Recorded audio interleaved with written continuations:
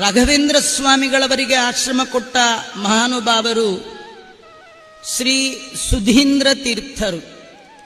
ಆ ಸುಧೀಂದ್ರ ತೀರ್ಥರು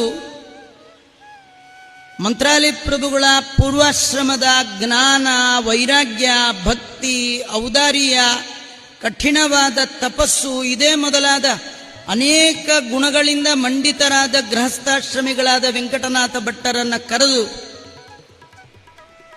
ಆಚಾರ್ಯರ ದ್ವೈತ ಸಿದ್ಧಾಂತದ ಈ ಪೀಠಕ್ಕೆ ನೀವೇ ಸರಿಯಾದ ವ್ಯಕ್ತಿ,